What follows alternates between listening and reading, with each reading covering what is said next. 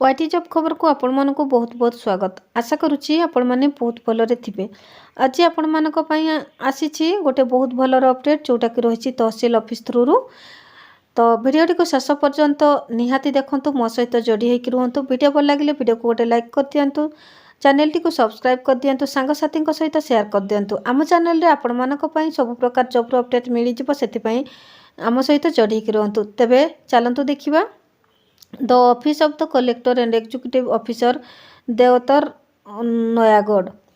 Job type रही contractual category Odisha government job रही supervisor मोहरर peon night watchman. Application mode रही offline or walk in interview. Place of posting रही Odisha Nayagarh. Last date रही 30 March 2025। Both male female apply करें। तो यहीटा आसी देवतर विभाग थ्रु रिक्रुटमेंट टी। तो नयागढ़ जिलूर आसी जो मैंने इंटरेस्टेड अच्छा अप्लाई कर दिंतु। एजुकेशनल क्वालिफिकेशन देखु, candidate must have complete bachelor degree +3 science or commerce for a recognise university or institution. तो साइंस रे ग्रेजुएशन कंप्लीट करेंगे ताहले सुपरवाइजर अप्लाई करी एलिजिबल हो पारे। मोर ईयर candidate must have completed a bachelor degree +3 in arts for a recognise university or institute. तो +3 कंप्लीट करेंगे हेले आपण माने ए पोस्ट रे आवेदन करने एलिजिबल हो पारे।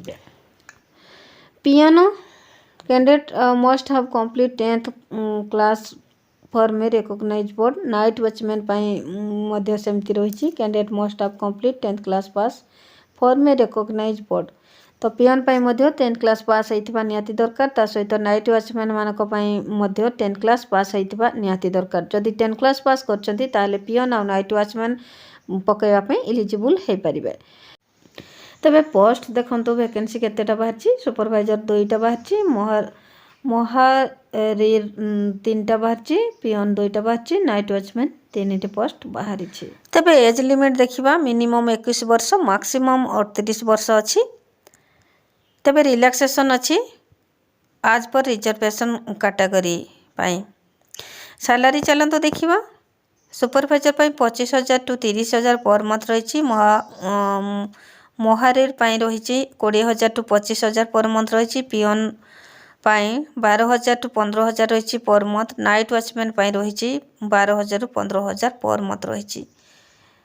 तबे सिलेक्शन प्रोसेस देखिबा वॉक इन इंटरव्यू रही, डॉक्यूमेंट वेरिफिकेशन रही। ए दुईटे प्रोसेस रे सिलेक्शन हम। तेणु जो मैंने इंटरेस्टेड अच्छा निहाती आवेदन कर दिंतु। बहुत भल पोस्ट रही, बहुत भल सैलरी रही। तेबे देखिबा एप्लिकेशन फीस रही कौन। तो एप्लिकेशन देखंतु समस्त एप्लिकेशन फीस बिल्कुल फ्री रही। देखिबा डॉक्यूमेंट कौन रही। Qualification certificate indicating the date of birth SSLC HSC रही। 2 recent colour passport size photo रही। कास्ट सर्टिफिकेट रही। पेनी एक्सपीरियंस सर्टिफिकेट। ये 5टी इंपोर्टेंट डॉक्यूमेंट निहाती दरकार अच्छी। जदि एक्सपीरियंस सर्टिफिकेट आपण मानकर नाही तेबे नदेले चलिबो, बाकी आउ 4टी डॉक्यूमेंट निहाती देबाको पड़िबो। तेबे इंपोर्टेंट डेट ऑफ वेन्यू कौन रही। Visit the venue office of the sub collector and executive officer Debottar Nayagarh on 30 March 2025 for the walk in interview. तो आमर एड्रेस रही collector and executive officer Debottar विभाग नयागढ़ 30 मार्च 2025 रे जिबे इंटरव्यू पई। आउ एड्रेस मध्य सेठी रही। तेबे इंपोर्टेंट नोट अच्छी।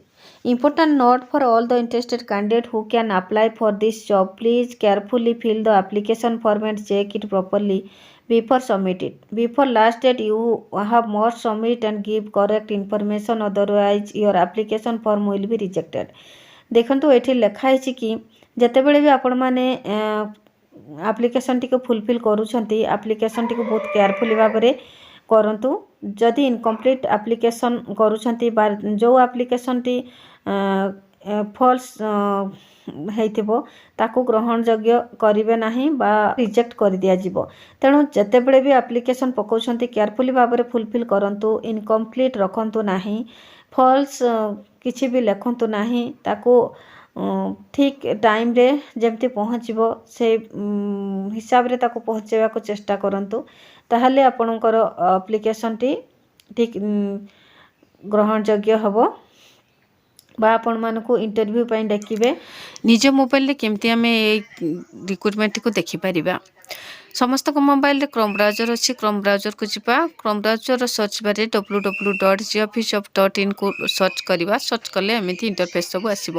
ଭିଡ଼ିଓରେ ମୁଁ ଯାହା ଯାହା ସବୁ କହିଲି ଆପଣମାନଙ୍କୁ ସବୁ ଏଥିରେ ଅଛି। ଆପଣମାନେ କେୟାରଫୁଲି ଭାବରେ ଦେଖିବେ, ପଢ଼ିବେ, ବୁଝିବେ। ସାଟିସ୍ଫାଏ ଲାଗିଲେ ଆପଣମାନେ ଆପ୍ଲାଏ କରିବାର ପ୍ରୋସେସ୍ ଷ୍ଟାର୍ଟ କରିବେ। ତେବେ ଭିଡ଼ିଓର ଶେଷରେ ଗୋଟେ ଇମ୍ପୋର୍ଟାଣ୍ଟ ନୋଟିଫିକେସନ୍ PDF ଥିବ, ସେଇଠି କ୍ଲିକ୍ କଲେ ଏମିତି ଇଣ୍ଟରଫେସ୍ ପୁଣି ଥରେ ଆସିବ। ଆପଣମାନଙ୍କୁ ଏଥିରେ ପୁଣି ଥରେ ସବୁ ଜିନିଷ ଡିଟେଲ୍ସରେ ଦେଖିବା ପାଇଁ ପାଇଯିବେ।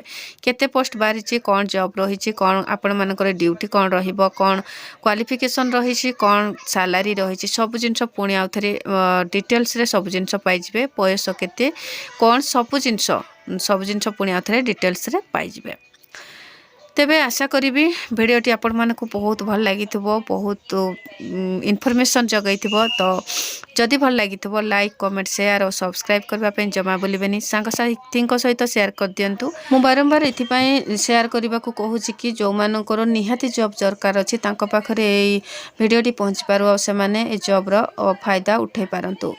ତେବେ ଭିଡ଼ିଓଟିକୁ ଶେଷ ପର୍ଯ୍ୟନ୍ତ ଧୈର୍ଯ୍ୟର ସହିତ ଦେଖିଥିବାରୁ ବହୁତ ବହୁତ ଧନ୍ୟବାଦ। ପୁଣି ଦେଖା ହେବ ଗୋଟେ ଏମିତି ସୁନ୍ଦର